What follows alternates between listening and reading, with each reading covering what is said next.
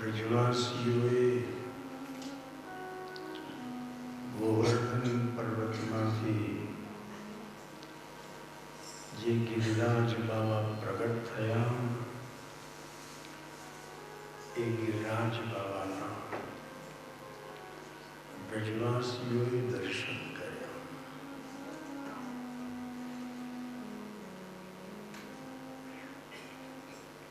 એક ગોવાળીએ કીધું, લાલા તારું મોઢું અને ગિરિરાજ બાબાનું મોઢું એકદમ મળતું આવે છે। ગોવાળિયાઓને ક્યાં ખબર હતી કે ડબલ રોડમાં કામ ચાલી રહ્યું?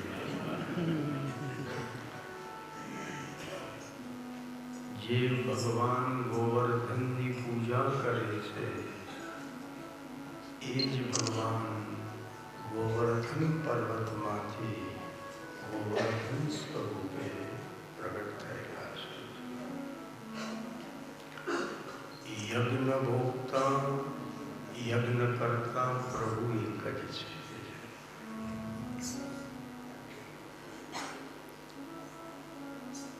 અને પછી તો ભગવાને ગોવાળિયાઓને કહો, મિત્રો તમારે જેને પણ મારા ગિરિરાજજીની બાધા રાખવી હોય એ મારા ગિરિરાજજીની બાધા રાખી લો.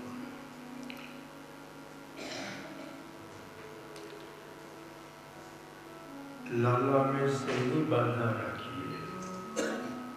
તો ભગવાનને કહું, મારા ગિરિરાજ બાબાને દૂધ બહુ ભાવે છે, તો ગિરિરાજજીને દૂધની બાધા રાખો. એક ગોવાળિયો આવ્યો, એને ગિરિરાજજીની સામે બે હાથ જોડ્યા અને કીધું, હે ગિરિરાજ બાબા, મારી ઘરવાળી કાયમ માંદી જ રહે છે, એની તબિયત જો સારી થઈ જશે તો ગિરિરાજ બાબા તમને અડધો મણ દૂધ ચડાવે. એક ગોપી આવી, એને ગિરિરાજજીની સામે બે હાથ જોડ્યા અને ગિરિરાજ બાબાને કીધું, હે ગિરિરાજ બાબા, મારી સાસુનો સ્વભાવ સુધરી જશે તો તમને 1.5 મણ દૂધ ચડાવી. ભગવાને બધા ગોવાળિયાઓને કહ્યું, અજા આવી બાધાઓ રાખો, મેં તમને આવી બાધા રાખવાનું કહ્યું. ઉપરા છાતી બધા ગિરિરાજજીની બાધા રાખવા લાગ્યા. જુઓ, પુષ્ટિ સંપ્રદાયમાં 3 જણાની બાધા રાખી શકાય છે. ભાઈ બેસી જાઓ, આપી દીધી. પુષ્ટિ સંપ્રદાયમાં 3 જણાની બાધા રાખી શકાય છે. એક તો પુષ્ટિ સંપ્રદાયમાં બડે દાઉજીની બાધા રખાય છે. બડે દાઉજી ક્યાં આવ્યા? બલરામ ભૈયાનું એક જ મોટું મંદિર છે બ્રજમાં. ગોકુલથી તમે થોડાક આગળ જાઓ, બડે દાઉજી આવે છે. અને એવું કહેવાય છે બલરામ ભૈયા બહુ ભૂડા હતા. કનૈયો જરા ખટપટીઓ કરો, એને ખુશ કરતા નાકે દમ આવી કનૈયા. પણ એમના મોટા ભાઈ બલરામ હૃદયના બહુ ભોળિયા.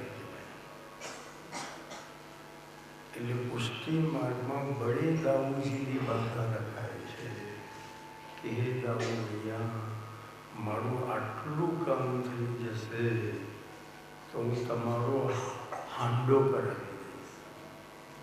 હાંડો એટલે રાજગો. અને બડે દાઉજીનો હાંડો કરો એટલે તમારે દાઉ ભૈયાને ભાંગ પીવડાવવી પડે. દાઉ ભૈયા ભાંગ બહુ પીતા.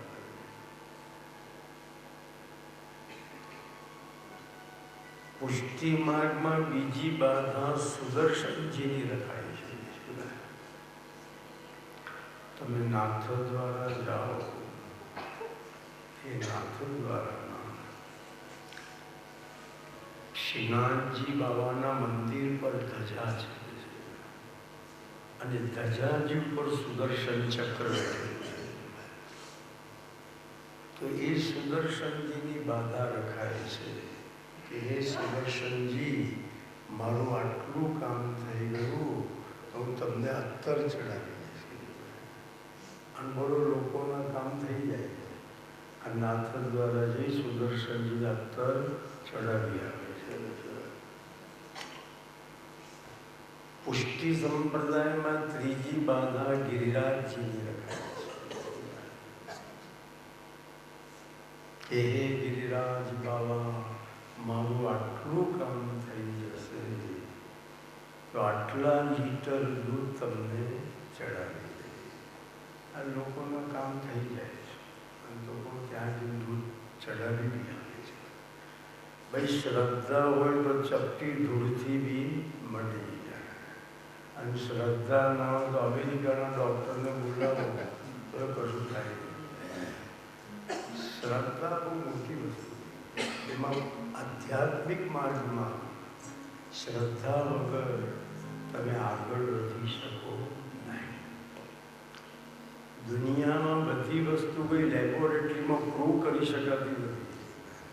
અમુક જગ્યાએ શ્રદ્ધાથી માણસે આગળ વધવું પડે છે.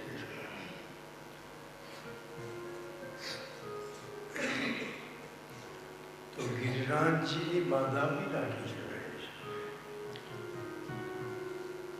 પછી ગિરિરાજ બાવે અન્નકૂટ આરોગવાનું શરૂ કર્યું. ઘણા તો કે જે ભગવાન ક્યાં ખાય છે. અલ્યા ભાઈ, કોને કહું ભગવાન નથી ખાતા? कौन कहते हैं कि भगवान खाते नहीं, शबरी की तरह तुम खिलाते नहीं. कौन कहते हैं कि भगवान खाते नहीं, माँ यशोदा की तरह तुम खिलाते नहीं. यशोदा जेવો ભાવ, શબરી જેવી ભક્તિ રાખી અને ભગવાનને જમાડો, પ્રભુ કેમ ન જમે? પાછા ઘણા એવી દલીલ કરે કે જમે છે તો ઓછું કેમ થતું નથી? એમ કે પૂરી ઓછી થતી નથી એટલે પછી શંકા તો પડે જ ને કે ભગવાન ખાતા હશે કે નહીં ખાતા. જમતા હોય તો એકાદ પૂરી તો ઓછી થવી જોઈએ. અને ભાઈ ભગવાનને ત્યાં એવું છે કે વપરાય છતાં ઓછું ના થાય. વપરાય તો ઓછું થાય એ નિયમ માણસોને લાગુ પડે. આ બોલો, આપણે આ માનામાં ગયા ત્યાં સરસ્વતી નદી માનસરોવરમાંથી નીકળી. એ બધું જલ માનસરોવર